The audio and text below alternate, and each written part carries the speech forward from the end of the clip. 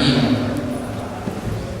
الحمد لله الذي جعل للعلماء أعلاما وثبت لهم على الصراط المستقيم أقداما، وجعل مقام العلم أعلى مقاما، وفضل العلماء بإقامة الحجج العلمية ومعرفة الأحكام، فهم أي العلماء أهل المحاضرة والإلهام، ونار للعارفين لطائف سره فشغلهم عن جميع الألام. نحمده سبحانه وتعالى الملك الواحد العلام، ونشكره على ما عمنا جميعا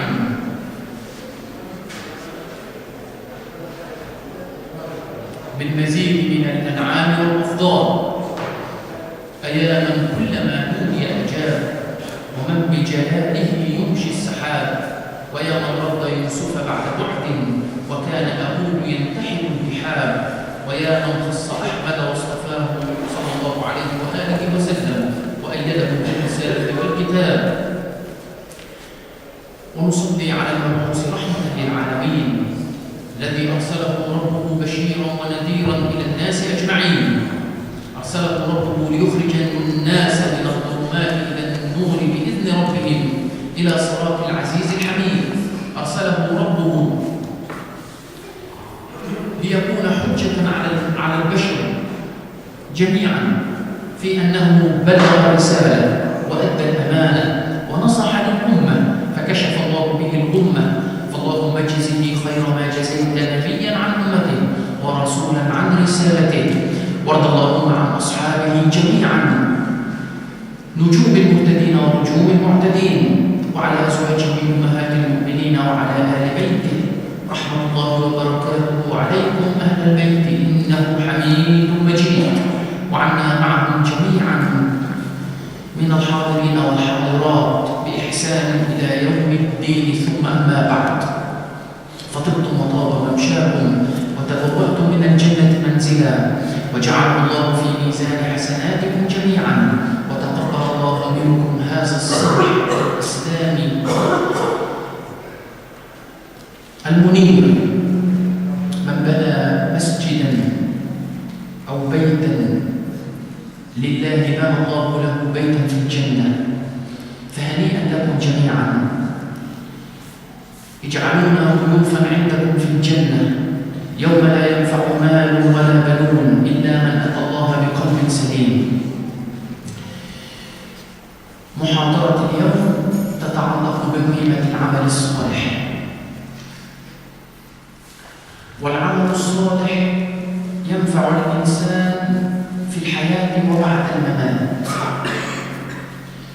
العمل الصالح ينفع الإنسان يوم لا ينفع مال ولا بنون.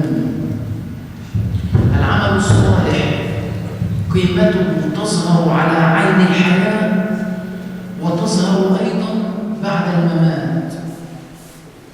العمل الصالح قيمته لا تتعلق بالشخصية، فلا تتعلق بالشخص الذي عمل العمل الصالح فقط، وإنما تتضاعف وتخترق وتزداد لتذهب له ولذريته ولأحفاده. قال تعالى: وأما الجدار فكان لغلامين يتيمين في المدينة وكان تحته كنز لهما وكان أبوهما صالحا فأراد ربك أن يبلغا أشدهما ويستخرجا كنزهما رحمة من ربك وما فعلته عن أمري. قال علماء التفسير: وكان أبوهما صالحا هو الجد السابع، وبعض علماء التفسير قال هو الجد الرابع عشر. قال تعالى: وليخشى الذين لو تركوا من خلفهم ذرية ضعافا خافوا عليهم فليتقوا الله وليقولوا قولا سديدا. إذن فالعمل الصالح قيمة متبادلة، كنز متوارث يلحق بالأبناء والأحفاد. قال صلى الله عليه وآله وسلم: إذا مات ابن آدم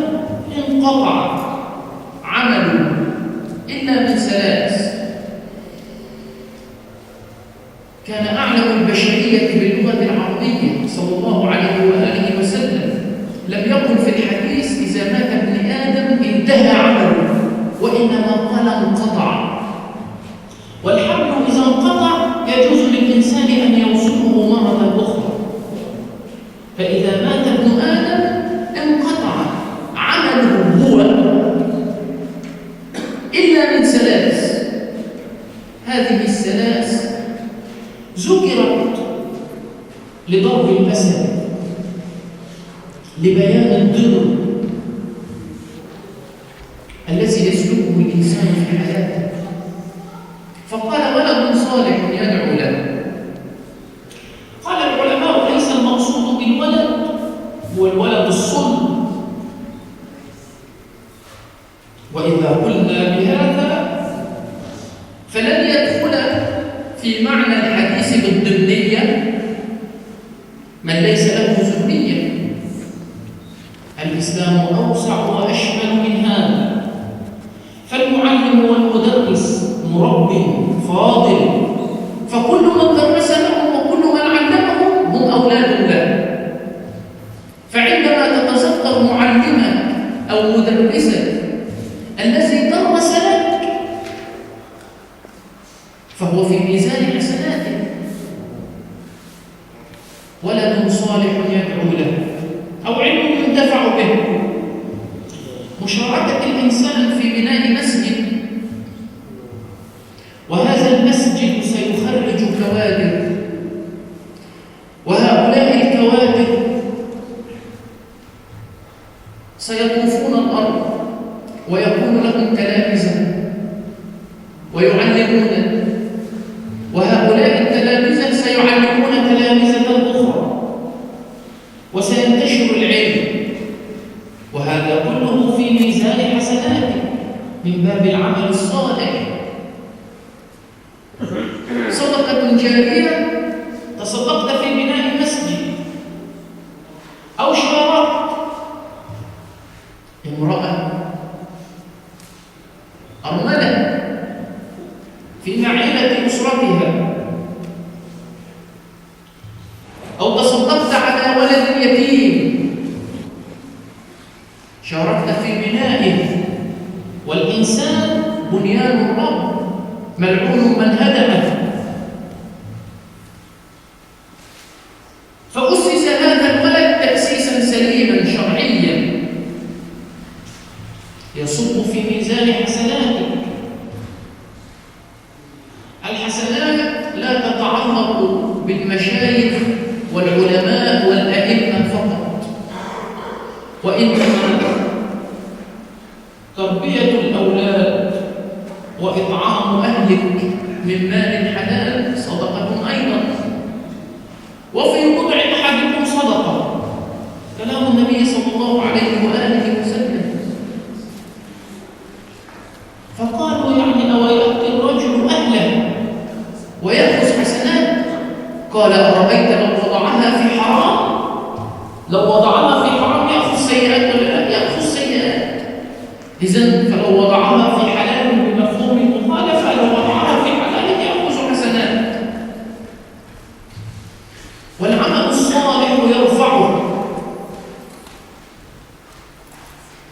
قال تعالى المال والبنون زينة الحياة الدنيا ولكن الباقيات الصالحات خير عند ربك ثوابا وخير أملا.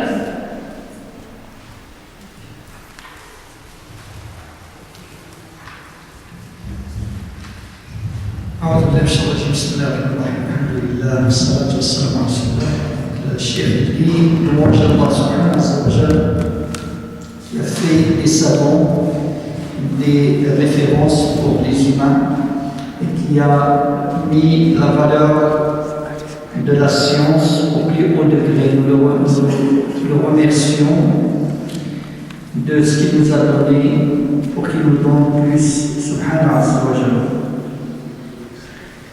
Le chef il a dit, Allah subhanahu wa ta'ala, il a envoyé notre cher prophète Muhammad sallallahu alayhi wa sallam pour faire sortir les gens des ténèbres à la lumière par la permission divine. Il a, sallallahu alayhi wa sallam, il a transmis le message et selon la plus parfaite transmission. Nous prions Allah subhanahu wa ta'ala de le récompenser pour sa communauté et pour le bien qu'il nous a apporté, sallallahu alayhi wa sallam. Et après, il nous dit je prie Dieu pour qu'il purifie vos âmes et qu'il purifie vos pas à la mosquée, et ainsi que les les frères qui veillent sur cette belle mosquée, masha'Allah. Qu'Allah subhanahu wa ta'ala récompense. Le prophète sallallahu alayhi wa sallam dit celui qui construit une maison pour Allah subhanahu wa ta'ala, Allah lui construit une maison au paradis. Au paradis ce jour-là, où nul ne sera bénéfique pour nous, ni notre argent, ni nos enfants, sauf si on vient auprès de Dieu avec un cœur pur. Qu'Allah fait que ce soit tout ça dans nos hasanats, dans le compte de nos hasanats. Excusez-moi une seconde, peut-être je me suis perturbé un petit peu les feuilles. Voilà. Donc la valeur, le sujet c'est la valeur du bonheur. Le bonheur, mes frères, mes sœurs, il est bénéfique pour nous, pas uniquement dans cette vie, mais dans cette vie et dans l'au-delà.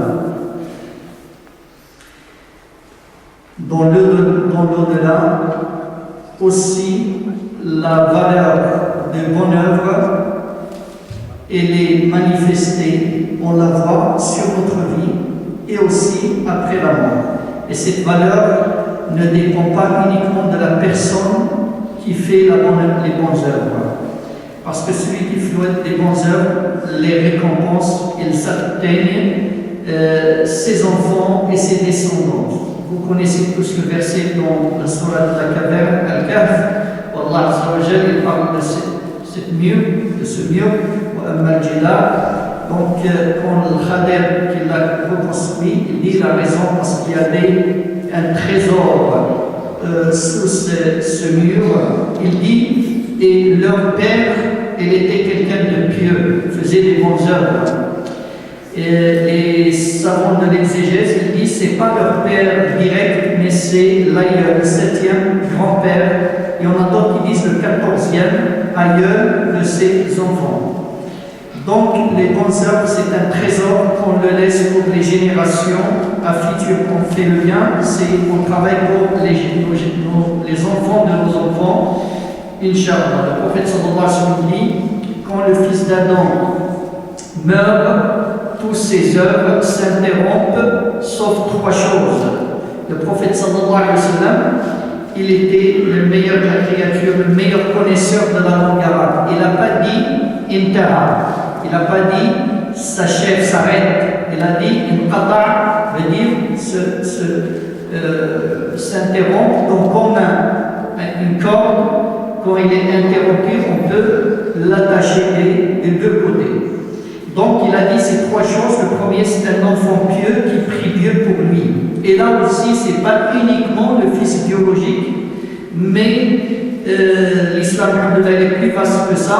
Chaque personne qui a des élèves, qui a transmis un savoir, tout ça c'est ses enfants, et tous ces gens-là qu'on lui font dua, ça lui arrive, Inch'Allah, après sa mort, il le trouvera dans le compte de ses hasanats.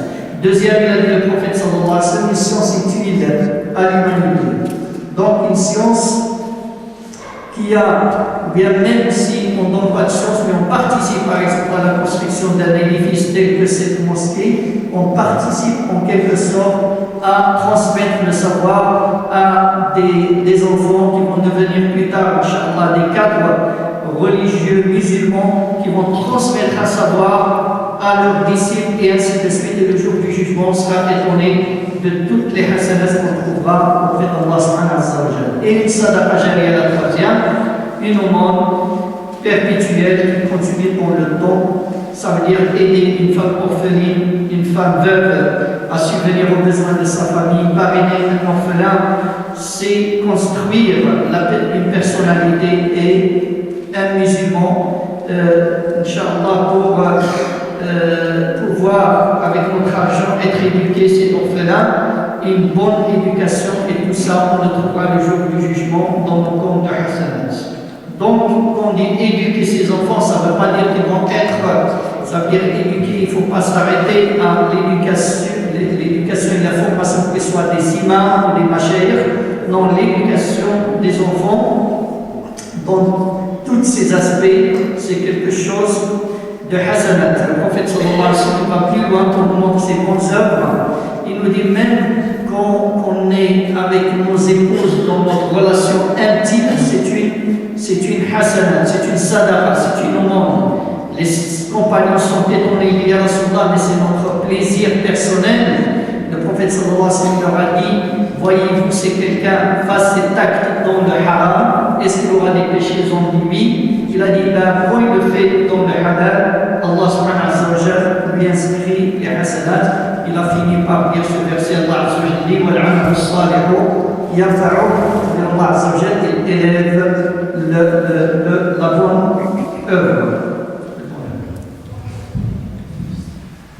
ولذلك لا تحقرن من المعروف شيئا، فقد يعتقد الإنسان أن هذا الفعل فعل صغير، هو صغير من وجهة نظر، لكنه قد يكون كبيرا عند الله سبحانه وتعالى، وقد ترتقي به وترتفع في الجنان العلى. وعلى الناحية الأخرى أيضا قد يفعل الإنسان الفعل أو يعمل العمل ويحتقره ويظن أنه لم يفعل شيئا، ولكن هذا الفعل أو هذا العمل يهوي به في النار 70 خريفا. لذلك قعد العلماء أن العمل الصالح يحتاج إلى نية وإخلاص. وقال الشافعية، علماء الشافعية قالوا بأن نية بلا عمل خير من عمل بلا نية، فالإنسان يساب على نيته، فقد ينوي الإنسان أن يفعل الخير ولا يفعله فيأخذ حسنة، وقد يهم الإنسان بأن يفعل الشر، يفعل الحرام ولا يفعله فيأخذ حسنة. ولذلك قال صلى الله عليه وآله وسلم إنما الأعمال بالنيات فجددوا النوايا، ترتقوا وترتفعوا وأخلصوا في العمل. قال تعالى وما أمروا إلا ليعبدوا الله مخلصين، فأساس العمل الصالح النية والإخلاص. دائما ما نجدد النوايا، والنية محلها القلب، وهي في اللغة القصد، أن الإنسان يقصد إلى الشيء، وفي الاصطلاح أو في الشرع هي قصد الشيء مقترنا بفعله، فإذا لم يفعله سمي هما، أن الإنسان يهم بالشيء لم يفعله فسمي هما. أما النية قصد الشيء مقترنا بفعله. ولذلك عند الشافعية ما من باب من أبواب الفقه إلا وتجد الركن الأول النية، ركن ركين أساس عند الشافعية، ما من عمل إلا ولا بد له من نية. ثم يأتي الإخلاص، والإخلاص هو مسألة قلبية لا يطلع عليها شخص ولا يعرفها إنسان، وإنما هي شيء بينك وبين الخالق سبحانه وتعالى. ونحن نحكم بالظواهر، والله سبحانه وتعالى يتولى السرائر، فهو يعلم بالبواطن، يعلم بما هو داخل الإنسان. ونحن الآن في شهر عظيم هو شهر رجب من الأشهر الحرم، لم يبق إلا القليل وندخل إلى شهر رمضان المبارك الذي تتضاعف فيه الأعمال وتتسابق فيه الخيرات وتتضاعف الهمم، ويبحث الإنسان عن أي عمل صالح يفعله حتى يتضاعف عنده الأجر والثواب. ولذلك الإيمان يزيد وينقص، فكلما الإنسان في شهر الصيام كلما ارتقى وارتفع، فتجد أن الروحانيات والقوى الخفية في شهر رمضان تأخذ بالإنسان لترتقي به. صلاة التراويح جماعة لا يتكاسل، يذهب إلى صلاة التراويح حتى وإن كانت تنتهي في الساعة الواحدة ليل، تذهب. تحفيز الهمم، يريد أن يختم القرآن مرتين أو 3 مرات في شهر رمضان. كان الإمام الشافعي يختم القرآن في شهر رمضان 60 مرة، 60 مرة في شهر رمضان. وكان الإمام أبو حنيفة يقرأ القرآن كله في ركعة، القرآن كله، كل القرآن يقرأه في ركعة واحدة. 4 قرأنا القرآن في ركعة، 4 أشخاص قرأوا القرآن في ركعة، منهم سيدنا الإمام أبو حنيفة، وطبعا سيدنا عثمان بن عفان، سيدنا تميم الداري، سيدنا سعيد بن جبير، كلكم يعني أفاضل تعرفون قصصهم.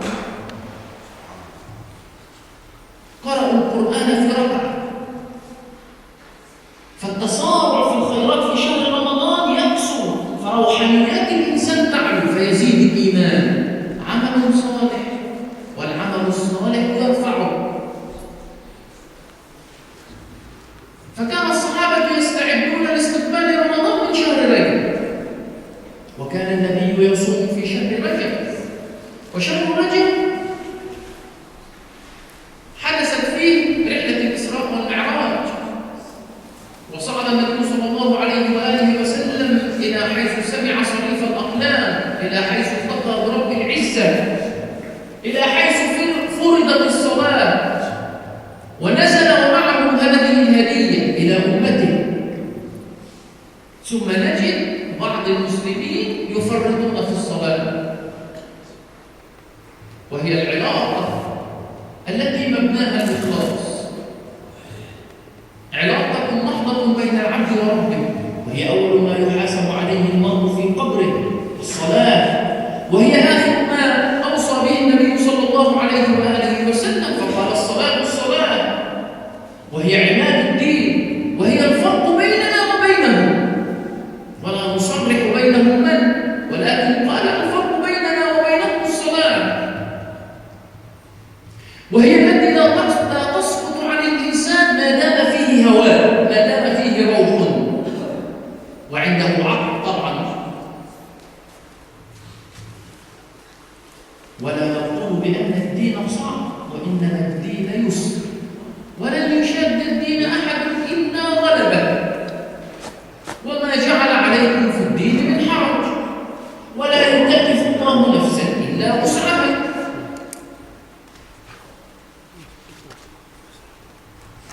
فإن لم تستطع أن تصلي وأنت قائم فصل وأنت قاعد، فإذا لم تستطع وأنت قاعد فصل على جنبك، فإن لم تستطع فصل وأنت راكع، فإن لم تستطع فصل بعينك، فإن لم تستطع فأمرر الصلاة على قلبك، فإن لم تستطع أعتقد يعني ليست استطاعة بعد هذا. نحن في بلاد الحمد لله يكثر فيها ويتضاعف فيها الدخول إلى الإسلام واعتناق الإسلام، والعمل الصالح في هذه البلاد أكثر ما يكون عن طريق المعاملة وليس عن طريق العبادة. فغير المسلم لا يأتي إلى المسجد ولا يرى عبادته، وعبادتك شيء بينك وبين ربك، ولكن ينظر إلى معاملتك، ينظر إلى احتكاكك مع الآخر.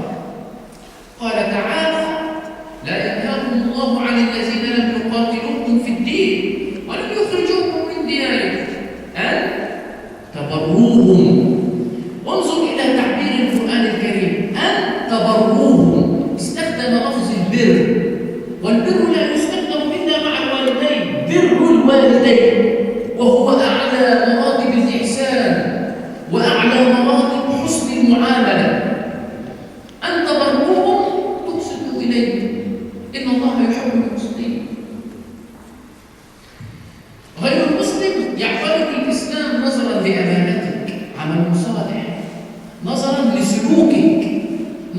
لأخلاقك، نظرا لمعاملتك، نظرا لأدبك، نظرا لحيائك، نظرا لصدقك.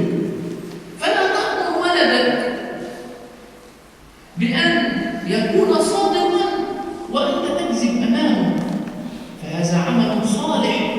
والعمل الصالح هو تعليم الولد الصدق ثم تطبيقه على نفسه حتى يكون العمل من جنس الكلام. فتعلموا إخواني جميعا وأنا أولكم أننا نتأدب قبل أن نتعلم، ونتعلم قبل أن نتكلم. تعلموا جميعا هذا الكلام، تأدبوا قبل أن تتعلموا، وتعلموا قبل أن تتكلموا. هذا ليس كلامي وإنما كلام الأكابر، كلام الفقهاء والمشايخ. قالوا بأن الإنسان قبل البنيان، الإنسان قبل البنيان. وقالوا بأن الساجد قبل المساجد. وأنتم قد صنعتم مسجدا بارك الله لكم، وإن شاء الله ستصنعون مدرسة تخرج ساجد وساجد وساجد. هذا الساجد هو الذي سيحيي المساجد. لا نريد أماكن عظيمة وكبيرة ولكن تحدث مشاكل وتحدث خلافات. هذا ليس من العمل الصالح، والعمل الصالح يرفعه. وأنتم الحمد لله قد رفعتم في الجنان فبنيتم مسجدا لله، جعل الله في ميزان حسناتكم جميعا، وأدخلنا نحن والشيخ والحاضرين في رحابكم يوم القيامة. لكن نقول بأن الساجد قبل المساجد، وهذا ضرب عظيم وأعظم. الساجد الذي سيحيي المسجد، الذي سيحيي المصلين، هذا أيضا من العمل الصالح. والمسألة لا تتعلق بمشيخة أو تفقه أو بغيره، فالإنسان قد يكون عالما في مجال معين أو فن معين كالهندسة أو الطب أو الفيزياء أو الكيمياء، يستطيع أن يخدم نفسه ويخدم أسرته ويخدم مجتمعه ويخدم الناس أجمعين. هذا عمل صالح. أسست ولدك تأسيسا شرعيا سليما، نبهته وعلمته فصار مهندسا ناجحا يخدم الإسلام وغير الإسلام، فهو في ميزان حسناته. نسأل الله سبحانه وتعالى أن يجعل جميع أولادنا كذلك.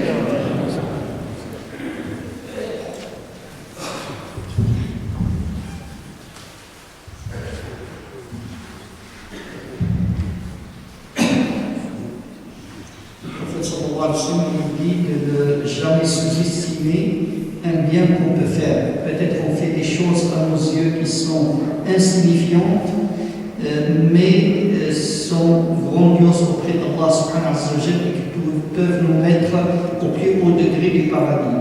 Et à l'inverse, on peut sous-estimer un péché et parce qu'on ne voit pas grand-chose, mais on est énorme auprès de Dieu et peut nous ramener à l'enfer plus de 70 années au fond de l'enfer. C'est pour cela les savants, ils ont institué que les bonnes œuvres, ils ont besoin de deux choses primordiales, l'intention et la sincérité. Et les savants, surtout les savants chiites, ils disent qu'une intention sans œuvre meilleure qu'une œuvre sans intention. Parce qu'une intention sans œuvre, tu peux avoir une hasanat pour ça. Pire, juste avoir pensé à faire quelque chose de mal et tu ne le fais pas, tu peux gagner une récompense aussi auprès de Dieu. C'est pour cela qu'il faut toujours renouveler nos intentions. Le prophète sallallahu alayhi wa sallam dit, certes les actes ne valent que par les intentions. Et pour la sincérité, Allah Azza wa Jalla dit وَمَا أُمِرُوا إِلَّا لِيَعْبُدُوا اللَّهَ مُخْلِصِينَ لَهُ الدِّينَ. Et on leur a demandé pourtant que d'adorer Allah subhanahu wa ta'ala sincèrement en lui réservant un culte pur. Donc, la base de chaque bonne œuvre, c'est ces deux piliers, l'intention et la sincérité. Et l'intention, sa place, c'est le cœur. L'intention, niya, linguistiquement en arabe, c'est le vouloir. Et dans la religion, ça veut dire vouloir faire quelque chose et le faire. Donc, si on pense à faire quelque chose, on ne le fait pas, c'est autre chose qui s'appelle l'ham tu biché. Donc, chez les Shafi'ites, niya, c'est un pilier important dans tous les sujets de jurisprudence, de fiqh, jurisprudence islamique. Et la sincérité, c'est quelque chose, c'est l'œuvre du cœur. Personne ne peut savoir cette sincérité que Allah subhanahu wa ta'ala. C'est le secret entre nous et Allah subhanahu wa ta'ala. Nous, on juge les gens selon l'apparence qui sort d'eux, mais c'est Allah qui juge ce qui est dans le fort intérieur. Mes chers frères, nous sommes dans un mois très important qui est le mois de Rajab. Il nous reste peu pour entrer dans le mois de Ramadan. Au mois de Ramadan, où les œuvres sont beaucoup plus récompensées. Nous aussi, on est très motivés, les musulmans sont motivés pour faire du bien. Chacun cherche quelle bonne œuvre pour le rapprocher plus de Dieu, parce qu'on sait qu'il se multiplie pendant ce mois du Ramadan. La foi, comme on le sait, il monte et aussi il diminue. Et Ramadan, c'est l'occasion pour ces spiritualités. Ils sont très très forts parce qu'il y a les tarawih, on les fait ensemble et on voit les musulmans, même si le tarawih finit jusqu'à 1h du matin, ils veillent à les faire parce qu'ils ont une grande motivation et aussi ils veillent à clôturer le Coran une fois, 2, 3, voire plus. Imam Shafi'i rapporte qu'il clôturait le Coran 60 fois pendant le mois du Ramadan. L'imam Abu Hanifa al-Nu'man, il clôturait, finissait le Coran, tout le Coran dans une seule rak'at. Donc on rapporte que dans l'histoire, il y a 4 personnes qui clôturaient tout le Coran dans une rak'at, qui sont Sayyidina Uthman ibn Affan, le compagnon Tamim Dari, Sa'id ibn Jubayr, et Abu Hanifa, radiyallahu anhu, les compagnons, radiyallahu anhu, qui se préparaient à la venue du mois du Ramadan depuis le mois de Rajab. C'est pour cela que le prophète pense qu'il jeûnait beaucoup pendant ce mois. Et aussi pendant le mois de Rajab, s'est passé ce grand événement qui est l'Isra, le Mi'raj, le voyage nocturne et l'ascension de notre cher prophète. Le prophète sallallahu alayhi wa sallam, il a été appelé, il est monté au ciel jusqu'à un endroit où personne n'est arrivé à cet endroit et Allah lui a donné pour nous ce grand cadeau qui est la prière. Malheureusement, beaucoup de musulmans qui la négligent aujourd'hui. Sachez mes frères que la prière c'est la première chose sur quoi on va te rendre compte auprès d'Allah subhanahu wa ta'ala. C'est le dernier conseil de notre cher prophète à sa communauté. C'est la colonne vertébrale de notre religion et c'est la différence entre nous et eux. Et la prière, c'est la seule chose qui incombe aux musulmans dans tous ces états. Tant que dans ce musulman il y a une âme ou bien il y a une raison, il reste, il doit prier. Donc, mais, alhamdoulilah, l'islam c'est la facilité. Le prophète sallallahu alayhi wa sallam dit cette religion est facilité et quiconque se fanatise dans cette religion, il sera battu, sera déçu. Et Allah Azza wa Jalla le dit aussi, Ma ja'ala alaykum fi din min haraj, il n'a pas mis dans votre religion aucune gêne. Il dit la yukallifullahu nafsan illa wus'aha, toutes les obligations de Dieu sont en dessous de notre possibilité. Donc, et c'est pour cela dans la prière, Allah, si on ne peut pas faire la prière debout, on peut la faire assise, on ne peut pas la faire assise, on peut la faire couchée, allongée, on peut la faire même avec nos yeux, on peut même la faire avec nos cœurs, mais la prière, on reste redevable à la prière dans tous les cas. Nous sommes dans un pays, alhamdoulilah, quelque chose de très très beau dans ce pays, on observe que beaucoup de gens, ils rentrent à l'islam. Et pourquoi ils rentrent à l'islam? Ce n'est pas parce qu'ils voient vos adorations c'est entre vous et Dieu, parce que vous avez des bons comportements, parce que votre comportement politesse, votre pudeur, parce que ce que voient en vous comme comportement, c'est ça qui ramène ces gens à l'islam. Allah Azza wa Jalla nous dit à propos de ces gens qui ne sont pas musulmans, Allah Azza wa Jalla ne vous interdit pas à propos des gens qui ne vous combattent pas, qui ne vous font pas sortir de chez vous, que vous agissez avec eux, avec le bir ou le pes. Il souligne que ce mot de bir, Allah Azza wa Jalla l'utilise avec les parents. C'est quelque chose de très fort. Ça veut dire qu'on doit les traiter de la meilleure des manières. On dit bir walidayn. Et bir, c'est le plus haut des degrés de l'ihsan, ça veut dire des bons relationnels. Donc, parmi aussi les bonnes œuvres, Cheikh nous dit, c'est l'exemple. Je ne dois pas enseigner à mon enfant de dire la vérité alors que je mens. Nous devons apprendre et être le bon modèle pour nos enfants, éduquer nos enfants. Nos savants ils disent, nous devons apprendre la politesse avant d'apprendre la science et nous devons apprendre la science avant de parler. Il dit ça, ce n'est pas mes paroles à moi, mais les paroles des grands savants. Parce que l'humain, c'est, nos savants ils disent aussi l'insan, il faut former l'humain avant de faire des édifices. Ils disent il faut former, penser à la formation de celui qui se prosterne avant la construction des mosquées. Vous, Allah subhanahu wa ta'ala vous a permis de construire cette très très belle mosquée et Inch'Allah, vous allez faire une école, Inch'Allah. Et de cette école, des hommes